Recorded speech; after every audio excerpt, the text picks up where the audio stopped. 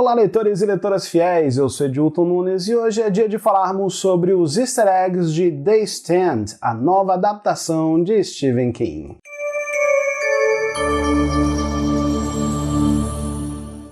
Olá pessoas, sejam todos muito bem-vindos a mais um vídeo deste canal legalzinho. O canal estava sem vídeos há um certo tempo, nós passamos um hiato considerável de tempo aí sem vídeos novos porque eu estava de férias. E nessas férias eu acabei visitando o Morro de São Paulo na Bahia, um lugar fantástico, eu adorei. Os baianos são muito receptivos, então fica aqui o meu beijo especial para os baianos, voltarei lá assim que possível. Antes de continuarmos, fica aquele meu pedido de like maroto, e se você ainda não conhece o canal, se você chegou de paraquedas aqui no canal, aproveite para se inscrever e conhecer os outros vídeos. E tem muita coisa bacana aqui no canal já, como curiosidades, Dollar Babies, resenhas de livros, dicas literárias, enfim, um vasto material aí sobre o nosso querido Stephen King. Agora, sem mais enrolação e sem mais conversa, vamos para o vídeo de hoje. No dia 17 do mês passado, foi ao ar pelo serviço de streaming CBS All Access o primeiro episódio da nova adaptação de The Stand, livro homônimo de Stephen King, que fala sobre uma pandemia de um vírus mortal que dizimou boa parte da população da Terra. A história do primeiro episódio, intitulado The End, foi focada bastante nos personagens Stu Redman, Harold Lauder e Franny Goldsmith, com breves aparições do vilão Randall Flagg e de sua antagonista, Mãe Abigail.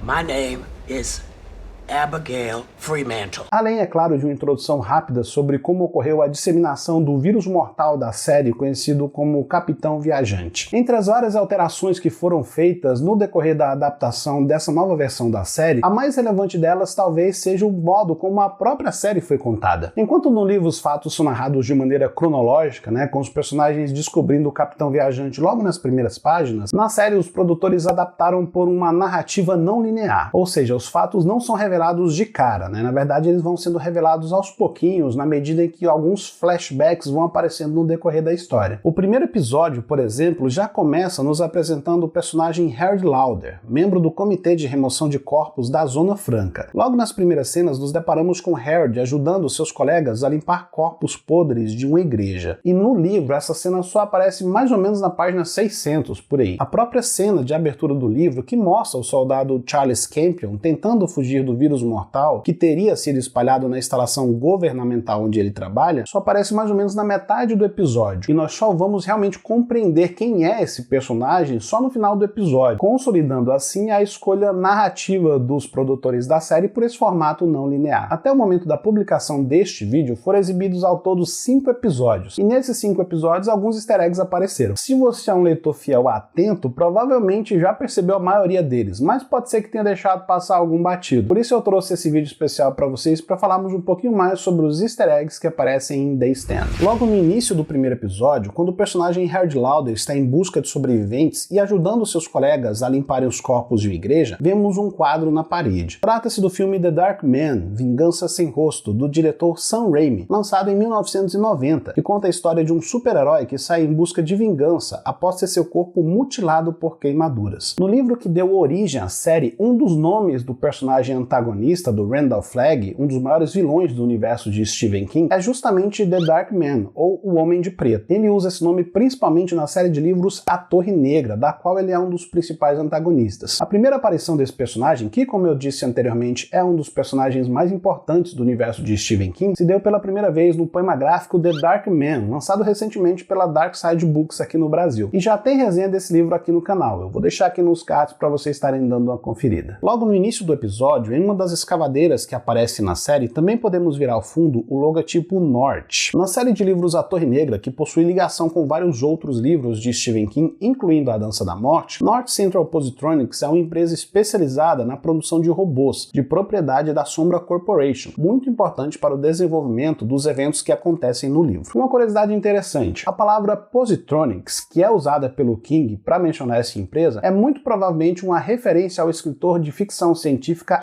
Isaac Asimov, já que nas histórias do Asimov, os robôs eles tinham essas unidades de processamento que eles chamavam de cérebros positrônicos. Com o decorrer do primeiro episódio, nós conhecemos um pouco mais sobre a história do personagem Harold Lauder. Descobrimos então que ele é um aspirante a escritor que já recebeu várias cartas de rejeição de várias editoras. Em um determinado trecho do episódio, após levar uma surra dos valentões enquanto espiava Franny em seu quintal, ele chega em casa e abre uma dessas cartas de rejeição. Nesse momento nós podemos notar, pelo logotipo no canto superior esquerdo da carta, que a editora que o rejeitou se chama Cemetery Dance Publications. A editora Cemetery Dance foi fundada em 1988 pelo escritor e amigo de Stephen King, Richard Kisma. Inicialmente eles publicavam apenas a revista Cemetery Dance, mas a partir de 1992 eles se especializaram em publicar edições limitadas dos livros de Stephen King e de outros autores. No Brasil, nós podemos conferir o trabalho da editora e o trabalho do próprio Kisman através do livro A Pequena Caixa de Gwendy, que foi publicado em parceria com Stephen King e lançado originalmente pela editora nos Estados Unidos. Aqui no Brasil, ele foi lançado pela editora Suma. Outro livro que também foi publicado pela editora lá fora e que também faz parte do catálogo da editora Suma aqui no Brasil é o livro Terror a Bordo, uma coletânea de contos editada pelo escritor Bev Vincent e pelo próprio Stephen King. Essa coletânea possui histórias de vários autores renomados como Joe Hill,